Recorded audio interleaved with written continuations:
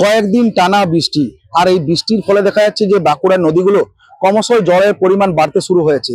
আর এর ফলে দেখা যাচ্ছে যে নদী পার্শ্ববর্তী যে গ্রামগুলো রয়েছে সেই গ্রাম নদীর জলে প্লাবিত হতে শুরু করেছে। আমি এই মুহূর্তে রয়েছি বাঁকুড়ার পাঁচমুড়া উচ্চ বিদ্যালয়। প্রশাসনের তরফ থেকে এখানে ত্রাণ শিবির করা হয়েছে।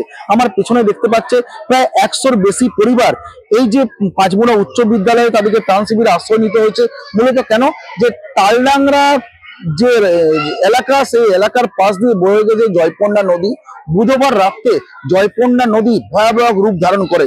গ্রামবাসীরা যেটা জানাচ্ছে যে ক্রমশই জল বাড়তে থাকার ফলে নদী পার্শ্ববর্তী যে 4 থেকে 5টা গ্রাম প্লাবিত হয়। গ্রামবাসীরা এক কোমর কেউ জলে কেউ এক হাঁটু জলে গ্রাম ছাড়তে তারা বাধ্য হয়। বাচ্চা কাচ্চাকে নিয়ে আসবাবপত্র জিনিসপত্র নিয়ে ভয় আতঙ্কে তারা গ্রাম থেকে ছেড়ে এই পাঁচমুড়া উচ্চ বিদ্যালয়ে তাদেরকে ত্রাণ শিবিরে আশ্রয় নিতে হয়েছে। তারা এখনো একটা ভয় আতঙ্কের মধ্যে রয়েছে। ক্রমশই বৃষ্টি হচ্ছে। তারা যেটা জানাচ্ছে যে যে নদী পার্শ্ববর্তী যে এলাকায় তাদের গ্রাম, সেই গ্রামের যে কাঁচা মাটির বাড়ি রয়েছে সেই বাড়িগুলো একের পর এক ভাঙতে শুরু করেছে।